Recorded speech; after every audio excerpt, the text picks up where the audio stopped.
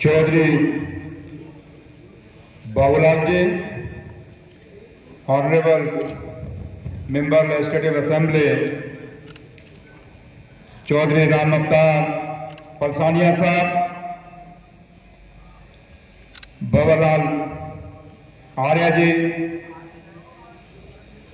Doctor Rameshwar Singh जी,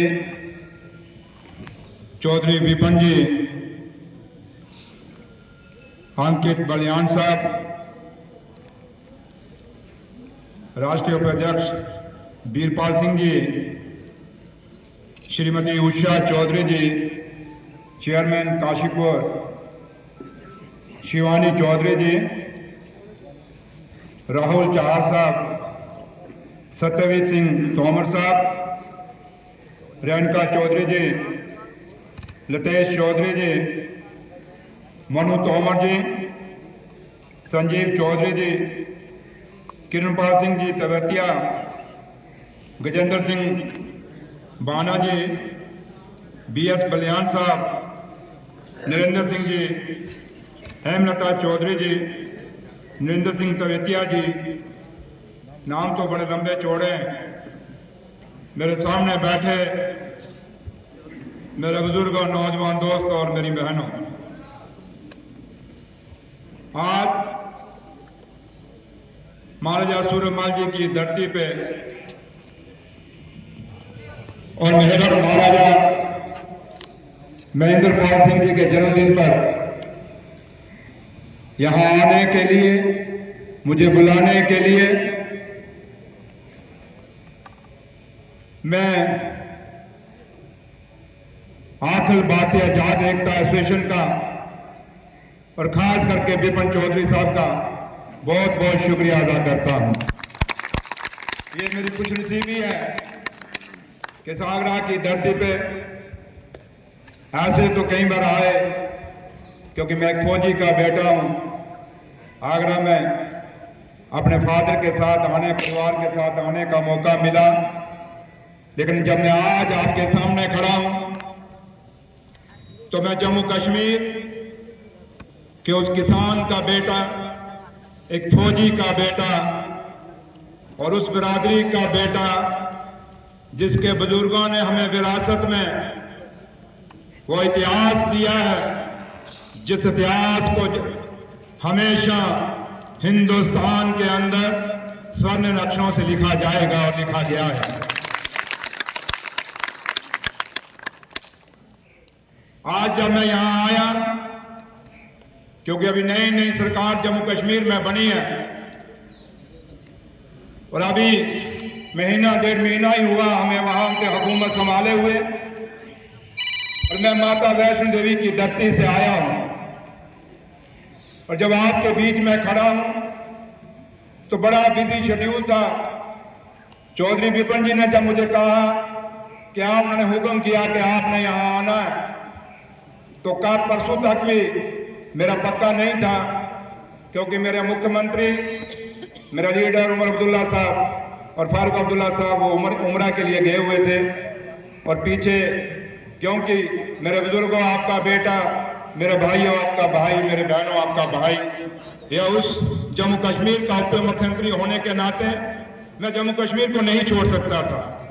लेकिन रात को फिर मजबूर होकर मुझे आखिरी फ्लाइट में आना पड़ा और आज सुबह आपके बीच में हूं। आज जब मैं आपके बीच में खड़ा हूं तो जम्मू कश्मीर का डिप्टी चीफ मिनिस्टर के नाते खड़ा हूं, लेकिन अपने बुजुर्गों के आशीर्वाद से जब मैं इस मुकाम पे पहुंचा, अपनी माताओं के आशीर्वाद से यहां पहुंचा। लेकिन जिस एसोसिएशन के प्लेटफॉर्म पे यहां खड़ा हूं मैं, अखिल भारतीय जाट एकता, मुझे फख्र है कि मैं उस कौम की विरासतों, जिस कौम का इतिहास कुर्बानियों से भरा हुआ है, चाहे 47 देख लें, चाहे 71 देख लें, चाहे 99 देख लें, और जब भी, क्योंकि मैं जम्मू कश्मीर के उस सूबे से आया हूं, उस जम्मू कश्मीर से आया हूं जहां आप जानते हैं कि 30 सालों में जम्मू कश्मीर ने बड़ा कुछ देखा है और आज भी देख रहा है। और मैं उस बॉर्डर से जीत के आया हूं। डिस्ट्रिक्ट राजौरी एक जिला है, वहां की कॉन्स्टिट्यूंसी नौशहरा है। नौशहरा वो जंगल बॉर्डर जहां मेरा कॉन्स्टिट्यूंसी है, पूरे बॉर्डर पे लगती हुई कॉन्स्टिट्यूंसी है, जहां आपने सुना होगा कि अभिनंदन का जहाज गिरा था। मेरे लोगों ने, मेरी कॉन्स्टिट्यूंसी ने बिल्कुल उसको हमने अपने आंखों के सामने गिरता हुआ पाकिस्तान के अंदर देखा था। और उस इलाके से मैं आया हूं, और जब मैं यहां आपके बीच में खड़ा हूं तो आज जम्मू कश्मीर में वहां उन बॉर्डरों पे भी हमारे बुजुर्गों ने कुर्बानियां दी हैं, और इस कौम की कुर्बानियों से भरा हुआ एक इतिहास है। लेकिन आज जब हम 2024 में बात करें तो हमारे सामने बड़ी चिंताएं हैं आने वाली नस्ल के लिए। आज हमें खबरदार होना पड़ेगा अपनी आने वाली पीढ़ी के लिए, क्योंकि जो हालात आपके सामने खड़े हैं, आप देख रहे हैं कि नौजवान पीढ़ी कहां जा रही है। हम घर में बैठ के बात तो करते हैं, हम आगे जब भी जाते हैं बात तो करते हैं, लेकिन विचार कभी नहीं करते, कभी बैठ के ये सोचते नहीं कि जो नस्ल हमारी खराब हो रही है, जो नस्ल हमारी नशों के ऊपर जा रही है, इस नस्ल को रोकना कैसे है। आज हम उस नस्ल से, हम कहने में तो ऐसी धरती से हैं जहां, जैसे मैं कहा कि मैं माता वैष्णो देवी की धरती से आया हूं, और जब मैं बात करूं तो आज हमारे आने वाली पीढ़ी है, जो हमारे सामने आने वाली नस्ल जो है, आज ये मंदिर से दूर हो रही है, ये गुरुद्वारों से दूर हो रही है, ये मस्जिदों से दूर हो रही है, ये चर्चों से दूर हो रही है, ये भगवान के नाम से डर नहीं रही है। क्योंकि इंसान जब किसी से नहीं डरता है, जब माँ बाप से नहीं डरता, समाज से नहीं डरता, ये एक ताकत ऐसी है जो रब से डरता है। लेकिन आज की जो पीढ़ी है, ये कहीं ना कहीं, मैं नहीं कहता सारी, लेकिन उस रास्ते पे चल पड़ी है जहां हम आज भगवान को भी मानने में कहीं ना कहीं हम अपने आप को गुरेज कर रहे हैं। ये अच्छा मैसेज नहीं है, ये हिंदुस्तान की संस्कृति नहीं है, ये हिंदुस्तान की सभ्यता नहीं है। और जिस कौम से हमें, उस कौम की कभी ये सभ्यता नहीं रही, ये संस्कृति नहीं रही। इन चीजों पे विचार करना होगा। आज हम पढ़ाई के पुजारी हैं, हमारे बुजुर्ग इतने पढ़े लिखे नहीं थे। आज हम जब खड़े होते हैं मंचों पे तो फख्र से कहते हैं हम ये इतना पढ़े हैं, इतना पढ़े हैं, इतना पढ़े हैं। डिग्रियों की बेशुमार है हमारी कौम के अंदर, लेकिन ये डिग्रियां किस काम की, जो डिग्रियां हमें सही रास्ता ना दिखा सकें। हम कहने को तो कहते हैं इकट्ठे होंगे, लेकिन इकट्ठे कैसे होंगे, किस तरह होंगे, किस मकसद के लिए होंगे, वो मकसद हमारे सामने नहीं है। आपको सोचना पड़ेगा।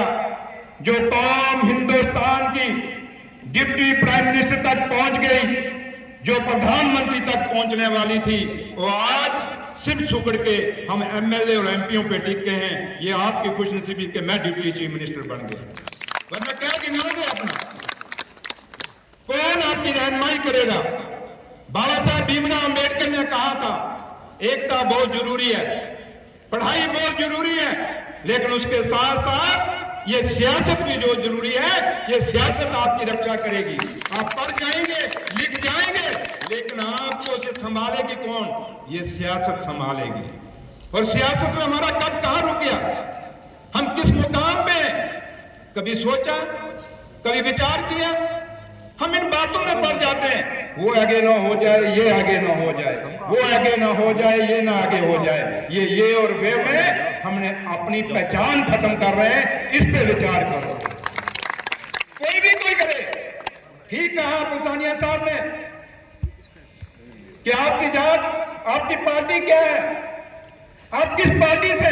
मैं भी एक पार्टी से हूं, लेकिन जब मैं यहां पे आया हूं तो मैं आपका एक बच्चा बन के आया, अपने बुजुर्गों, आपका भाई बन के आया, मेरे भाई और बहनों।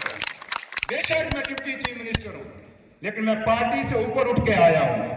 आपको पार्टियों से ऊपर उठना पड़ेगा। हमें यह भी देखना पड़ेगा हमारी कौन कदर करता है। मैं उन बुजुर्गों का वारिस हूं जिन बुजुर्गों ने कभी किसी ने अगर किसी के घर गए, उसने तिरछी आंख से भी देख दिया तो मुड़ के उस घर में कभी घुसे नहीं है। हाँ, तो आज हमें कोई क्या क्या नहीं कर रहा, तब भी जाके वहां जाते हैं। क्यों जाते हैं? जिस घर में इज्जत नहीं, उस घर से हमारा रिश्ता नहीं। ये नारा आपका होना चाहिए। जब तक आप ये नहीं करेंगे, हम चाहे हिंदू हैं चाहे मुसलमान हैं, हम किसान के बच्चे हैं। अपना इतिहास देखिए, सर छोटू राम जी से चौधरी चरण सिंह जी, बाबा टकैत साहब का। हम वो लोग हैं जिनके अंदर अगर कोई सेकुलर कौम है तो वो कौम है, वो जाट कौम है, और कोई सेकुलर नहीं है, जाट। बहुत बढ़िया। हम हर कौम के साथ लेके चलते हैं, हम हर कौम के साथ चलते हैं, लेकिन जहां अपनी पहचान का ताल्लुक है वहां आपको सोचना पड़ेगा। अगर आप सियासत से मिट गए तो हमारा कोई वली वारिस नहीं होगा।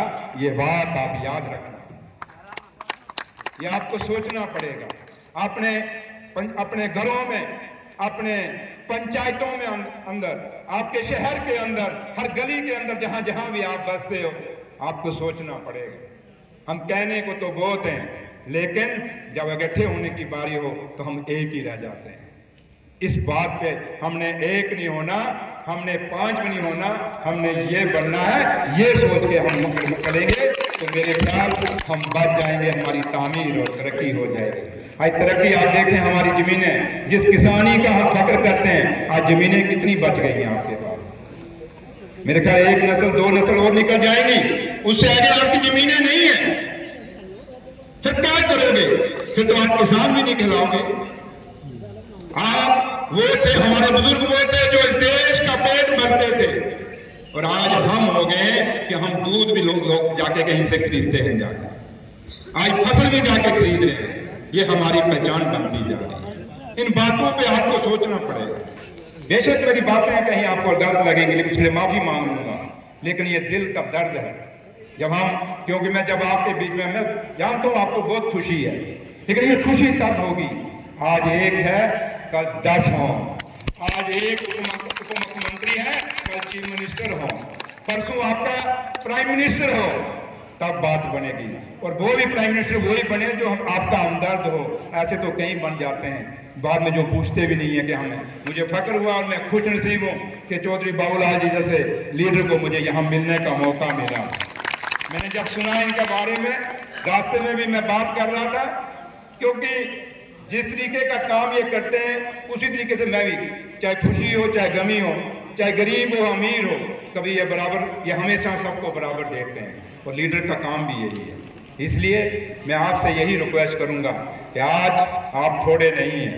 जब महारानी झांसी की निकली थी, अपनी चिंगारी निकली थी, खूब लड़ी मर्दानी वो झांसी वाली रानी, वो अकेली थी, लेकिन बेशक देर लगी 1857 में, लेकिन 1947 में देश आजाद तो जरूर हुआ था ना। ये आप थोड़े नहीं है। भगवान हनुमान जी ने भी श्रीलंका में, वो एक ही थे तो आग पूरी श्रीलंका को लगा के, वो जज्बा रखिए, उस जज्बे की जरूरत है।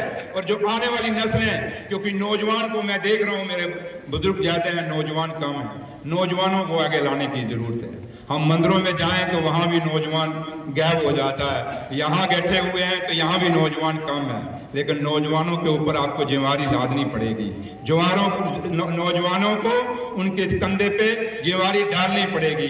ये कौम का वजन नौजवानों को उठाना पड़ेगा, तभी ये कौम तरक्की करेगी, तभी ये कौम आगे बढ़ेगी।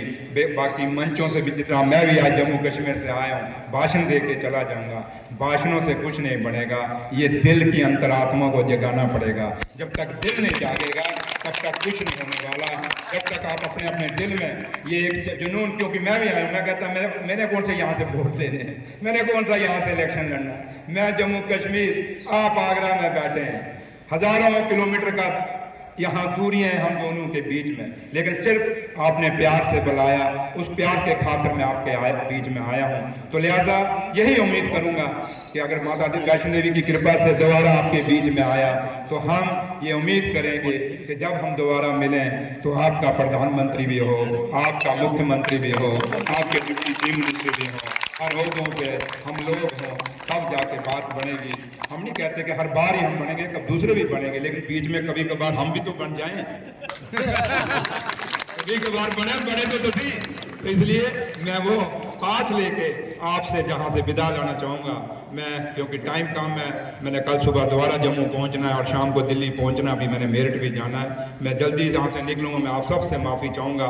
मैं आप सबको सुनना चाहता था, लेकिन टाइम कम होने के कारण फिर कभी मौका मिला फिर मैं आपके बीच में आऊँगा, फिर आपसे बात करूँगा। लेकिन मेरी खुशनसीबी कि मैं आप सबको मिल सका, आपको देख सका और आप मुझे मिल सके। और चौधरी बबूराम जी, पठानिया साहब और डॉक्टर साहब और सारे लोग जितने भी अपने विपिन चौधरी साहब, मैं इनका फिर बहुत बहुत शुक्रिया अदा करता हूँ। मेरे पास लफ्ज़ नहीं कि मैं कैसे इनका शुक्रिया अदा करूँ, क्योंकि उन्होंने जिद की, बहुत जिद की। उन्होंने कहा चौधरी साहब आना पड़ेगा। मैंने कार छुपवा दी है, इतना मुझे किया, लेकिन मुझे फिर आना पड़ा। तो लिहाजा ये इनका प्यार था, मैं आप यहाँ पे आया। लेकिन मेरी बातों को दिल में उतारना, इन बातों को ये मत सोचना कि सुरेंद्र चौधरी आपको, क्योंकि मैं जानता हूँ मेरी कौम कभी किसी से शिक्षा लेती नहीं है, ये हम देते हैं। लेकिन कुछ वक्त ऐसा है कि हमें किसी से सबका लेना ही पड़ेगा। अगर नहीं लेंगे तो हमारा भविष्य बड़ा मुश्किल हो जाएगा। ये दर्द मेरा क्यों है, ये दर्द हरियाणा से निकला, ये दर्द हर जगह से निकल रहा है। इसलिए मैं कुछ बातें नहीं कहना चाहता यहाँ से, अच्छा नहीं लग रहा। जिस ओहदे पर मैं हूँ, एक कॉन्स्टिट्यूशनल पोस्ट पे हूँ, मैं नहीं कहना चाहता। लेकिन मैं फिर आपको कहूँगा, मेरी बातों का कुछ मतलब आप खुद निकाल लें, लेकिन जरूरत है। क्या कहते होगे, मेहनत करोगे? बोलो। ये थोड़ी जाट की आवाज निकालो, जाट की आवाज बड़ी बुलंद है। क्या मेहनत करोगे, गठे होगे? हर जगह जगह करोगे, हिम्मत करोगे। ये कौम बलिदानों से बनी हुई कौम है, ये कौम जज्बाती भी है। तो इसलिए हमारे जज्बातों से लोग खेलते हैं, क्योंकि हम और वफादारी में भी हमसे आगे कोई नहीं मिट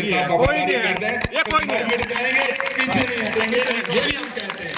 लेकिन हमारी वफादारी को कोई गलत ना समझे, हमारी वफादारी को कोई कमजोरी ना समझे, इस चीज का फैसला भी आप लोग ने करना है। इन्हीं लफ्जों का बहुत बहुत शुक्रिया।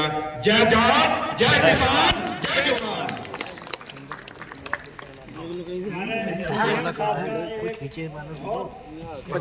बच्चा है और एक बहुत वैसी बात उनके जो सबके दिल को छू गई, वो वायरल हो रहा मैसेज, वो वायरल हुआ। मैं चाहूँगा सीएम साहब अपने मुँह से मुखातिब से एक बार यहाँ हम सब लोगों को करतार कर दो, जिसमें उन्होंने कहा था हम जब कहीं कुछ बन जाते हैं तो हम अपने ही लोगों को जाते, वो अपने मकार से एक बार कहते हैं। तो मैंने एक बार जयपुर में पठानिया साहब ने प्रोग्राम रखा था, तो मैं वहाँ जाने का मौका, उसमें मुझे नहीं पता था कि मैं इस मुकाम पे पहुँचूँगा, क्योंकि हमने सुना था कि छप्पर फाड़ के मिलता है। तो मेरी माँ ने, मेरी माँ वैष्णो ने और मेरे बुजुर्गों के आशीर्वाद, मेरे माँ बाप के आशीर्वाद से आज मैं डिप्टी चीफ मिनिस्टर बना। तो मैंने ये बात कही थी वहाँ पे जयपुर में कि हमें पता नहीं क्या नुक्स है कि जब तक हम कुछ बने ना तब तक बड़ी बात करते हैं, जिस दिन बन जाते हैं उस दिन कौम को भूल जाते हैं। तो इसलिए जो बनता है कौम को मत भूलिए, कि कौम बड़ी सीधी और भोली है, क्योंकि हम उस कौम से जहाँ तक ना जाट ने भगवान शिव जी को नीचे उतार दिया था। उन्होंने कहा मैं खाना कब खाऊंगा जब आप खाओगे, तो भगवान शिव जी को भी नीचे उतरना पड़ता। हम उस कौम के हैं, मैं कई लोगों को कहता हूँ, मैंने कहा हम कौम के हैं, इतने सीधे हैं कि शिव जी को खुद आना पड़ा कि भाई तू खाना खा, तब मैं तू भी खा तो मैं भी खाता हूँ। इसलिए ये चीजें हमें करने। और दूसरा मैं आपको एक बात कहना भूल गया, मैं आपको पता है क्योंकि आप लोग जम्मू कश्मीर के अंदर, मैं इंडस्ट्री मिनिस्टर भी हूँ और जम्मू कश्मीर की इंडस्ट्री में बड़े इंसेंटिव हैं। अगर आप में से कोई इंडस्ट्री लगाना चाहता है तो आप लोग वहाँ आ सकते हैं, वहाँ फायदा ले सकते हैं। और भी मिनिस्ट्रियाँ मेरे पास बड़ी हैं, ठेकेदारियाँ वेकेदारियाँ की बड़ी हैं, लेकिन मिनिस्ट्रियाँ मेरे पास हैं, तो आप आएँ। और दूसरा, कभी भी आप जम्मू कश्मीर में आएँ तो विपिन जी से, पठानिया साहब से, चौधरी बबूराम जी से, डॉक्टर साहब से आप कंटेक्ट कर लें। कभी आए मुझे जम्मू कश्मीर, कोई डर नहीं है वहाँ।